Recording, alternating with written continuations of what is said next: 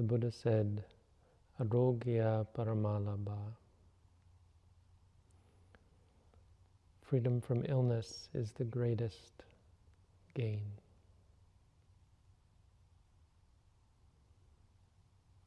Greater than any worldly gain.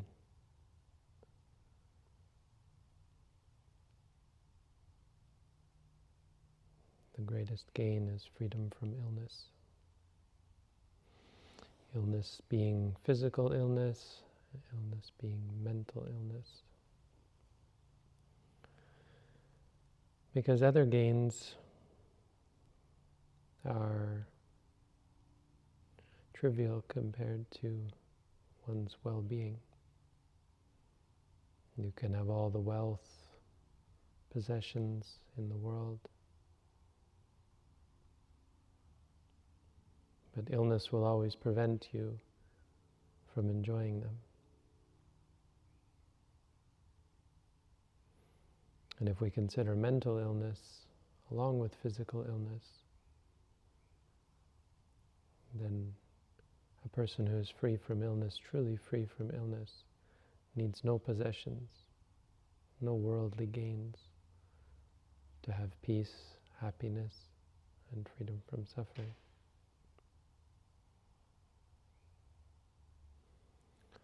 So if we talk about physical illness, we have illness caused by the environment,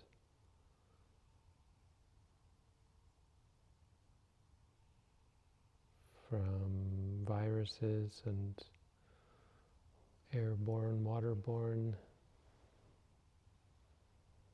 illnesses, chemical illnesses caused by chemicals,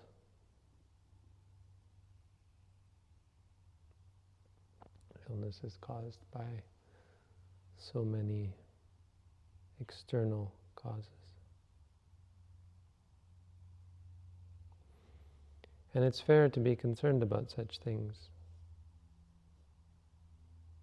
Our wanton greed and materialism has led to an increase in environmental illnesses.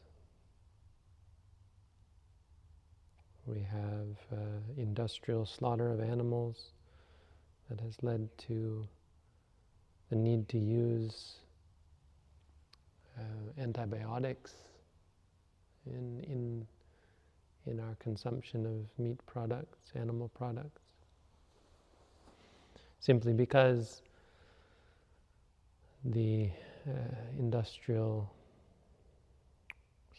raising and slaughtering of our fellow living beings has led to some very serious illnesses, intensity of illnesses. And on the other side, our need for cheap, universal products, plastic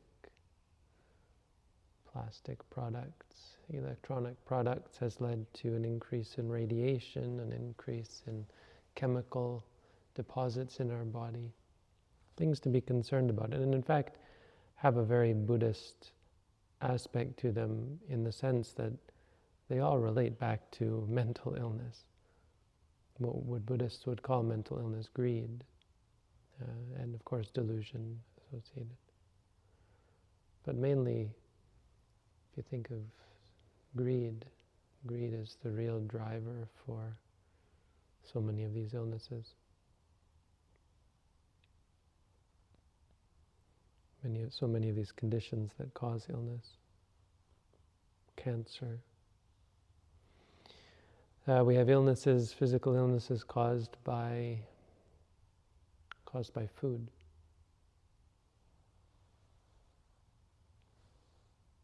Food is another one. You have to be considerate. It's possible for someone who is not greedy, not attached to food, to still become quite ill. Of course, the same goes with the environment. And so care is worth considering. being reasonable about. It's reasonable to consider the products that you use, especially related to food. Storing certain foods in plastic or styrofoam can be, over time, lead to great illness. But more importantly, the food itself, which we partake of every day, if partaken negligently or without due consideration, can lead to physical illness. And that's not, of course, a main focus of Buddhism. It's not something you want to be focused on as essential. Sickness can in fact be, in certain cases, a great catalyst for wisdom. Just meaning to say that illness is not always, it's not something that we need to avoid, physical illness. Not something we need to be concerned about as essential to our practice. Freedom from physical illness. But even just considering our practice, whether it be illness caused by the environment or illness caused by food like diabetes, heart disease, obesity, so many physical conditions that cause us physical discomfort and physical challenges, problems in the physical realm, can also have an effect on our practice. Our practice depends upon our ability to confront and face our experiences, and there are many aspects of physical illness that challenge that. As I said, it can be a great catalyst if you are up to the task. But overwhelming pain, overwhelming impairment, especially relating to the brain, which can be caused by many physical illnesses, can make it very challenging, hard, if not impossible, to train in mindfulness. Because theoretically you can be mindful in any state doesn't mean a person training to achieve that proficiency is going to make it there if there's too many obstacles in their path. So limiting the obstacles, physical obstacles, with things like sickness is important.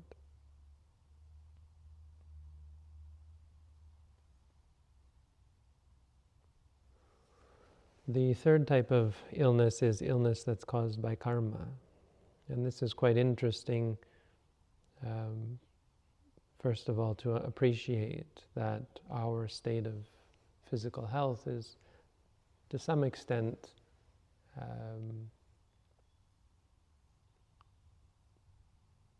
set and determined even before we were born. The 9 months in the womb are a prime opportunity for the development of debilitating illnesses,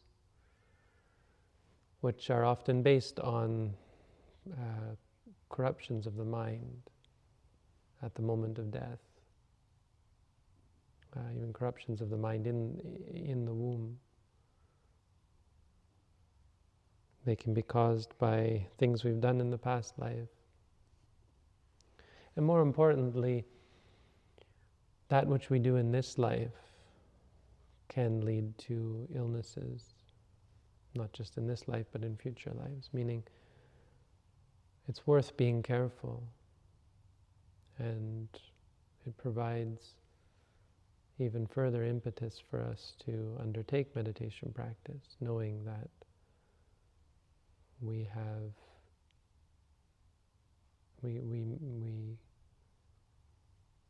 make an imprint on our mind with everything that we do.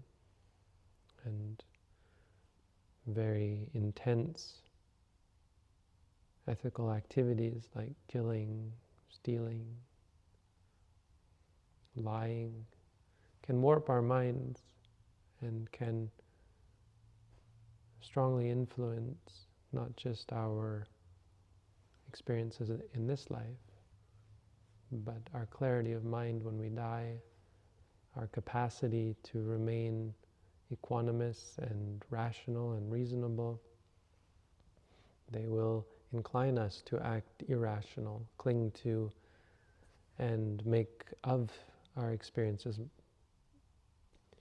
such monsters that they lead us to states of suffering in our future lives as well. So sickness is a part of that. For example, people who were murderers in their past lives are more likely to have short lifespans in their next. People who were cruel, causing physical harm and pain to others, or even just mental torture, those who were inclined to torture others physically or mentally, are likely to be sick in their next lives. They may not live short, they may have a long life, that's not necessarily impacted, but they will be ugly, they will be unhealthy due to the torture, the pain and suffering that they inflicted on others. The fourth type of illness is caused by the mind, and even physical illness is caused by mental illness. This is sometimes hard to appreciate. It creeps up on most people, unless you have extreme mental illness or extreme states of dysfunction like extreme anger, extreme greed, that sort of thing, like addiction. It's hard for us to see the effects that things like worry, anxiety can have on the body. But for those who have it severe and chronic, they will see the physical effects of anxiety, blood pressure, tension, hypertension, even just the pain and in the shoulders and in the back, and headaches that come from greed, anger, delusion, come from anxiety especially, very easy to see, but anger as well. People who are angry frequently may not notice because the anger makes them clouded in the mind, makes it hard for them to see clearly. But anger burns up the body. It leads to an overall reduction in health in the body. And you can feel this, I mean, even just in the headaches and the tension and the digestive system is impacted by anger. Greed as well. Greed doesn't only lead you to eat things you shouldn't eat, but greed itself has a poisoning nature, and you can feel the unhealthy quality of greed and the inflaming quality of it that leads to restlessness, leads to anxiousness, deprives you of the peace and the natural state of rest that the body might find. So physical illness is interesting in many ways, especially as it relates to mental illness. Our physical well-being is often a good indication of our mental well-being in many ways. And it's often a concern. There's a concern that we might be guilty, even in terms of karma from our past lives. So people will often feel bad as Buddhists when they have physical illness, feeling like they must have been a terrible person in their past lives. And it's valuable to appreciate that that may be the cause. Of course, there are many causes of illness. It can just be environmental. There are cases in history of mothers who take certain medication. There was this medication, thalidomide, there was a chemical, thalidomide, that was given to mothers, and it ended up causing great birth defects in children. So it's not to say that everything is karma. Everything you're born with, for example, is karma, but there is an aspect of it.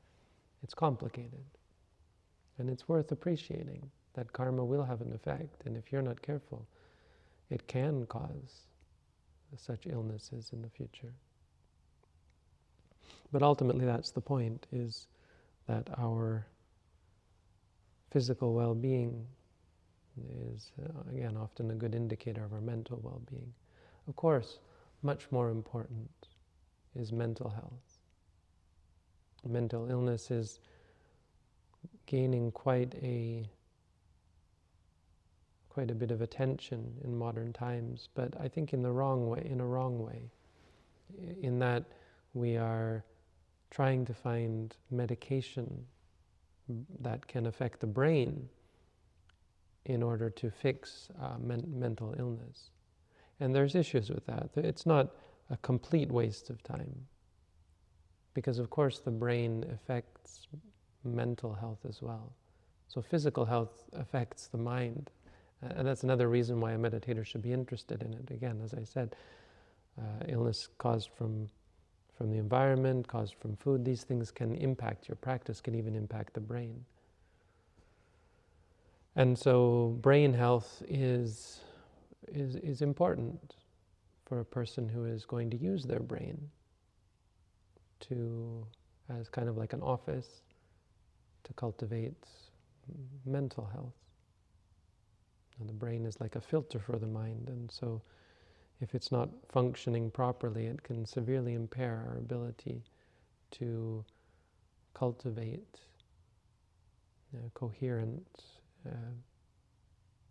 awareness and perception of our reality.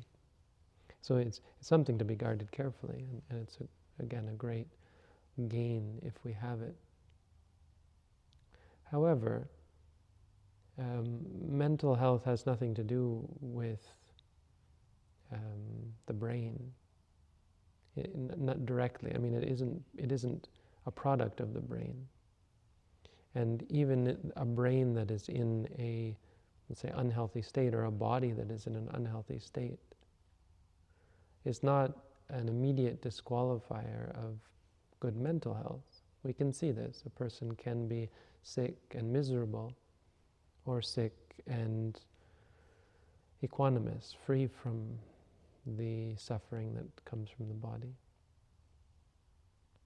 And it's because there are certain aspects of mental health that have nothing to do with the brain. The first one being ignorance. Ignorance is a huge problem, and really the Buddha said the main cause of mental illness, because it triggers bad choices.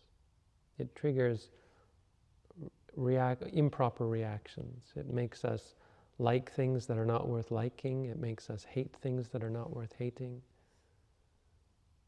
Because if we knew that they were not worth hating, if that's how we felt about them, if that's how we perceived them, oh yes, this thing is not worth hating. It's not worth getting angry about. If that was our perception, if we had that clarity,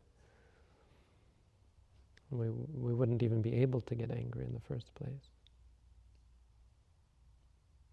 But even apart from ignorance, simply craving and aversion are not physical.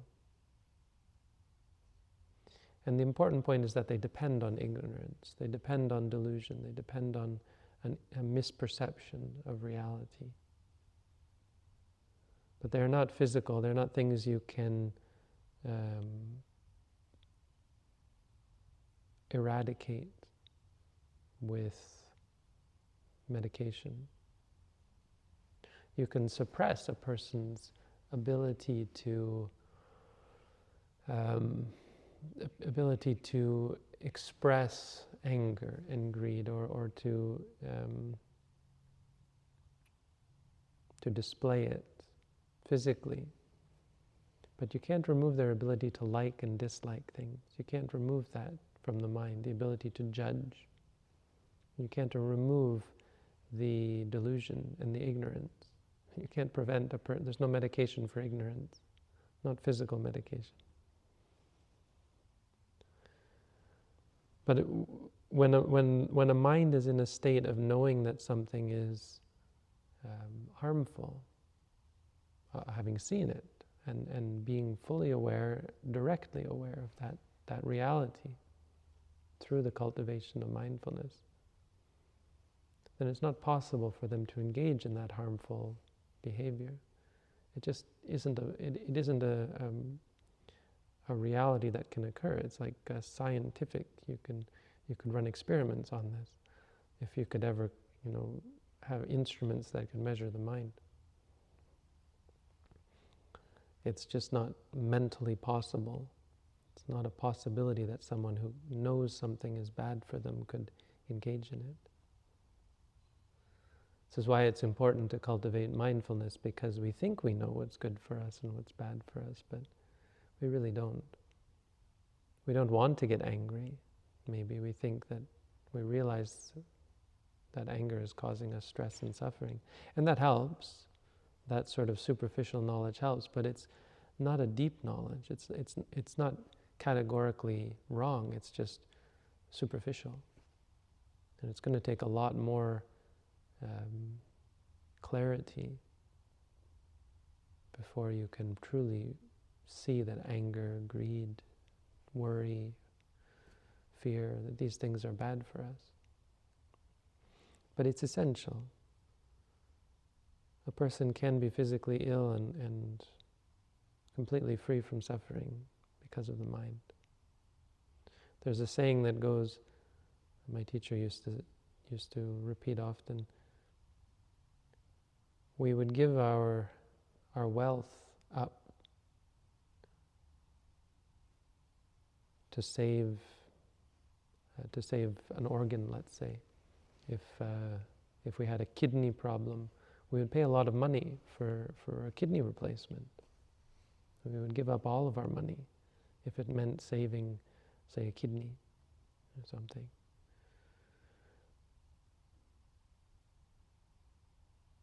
But we would give up a limb even if it meant to save our life. We may give up any part of our body if it was necessary. If we were going to bleed out, we would maybe tie a tourniquet around our joint and lose a limb or any organ if it meant we could stay alive. People would always be willing to give up their life give up an organ to save their life. But there's something even more valuable than our life, something we should see as even more valuable. And of course, that's the mind. It's not immediately obvious. It's a scary thought to give up your life for something so ethereal, insubstantial as the mind. But the mind is always going to be more important even than our physical life. Physical life is not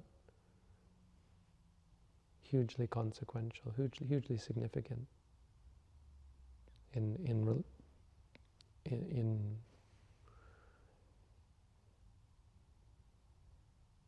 comparison to the mind.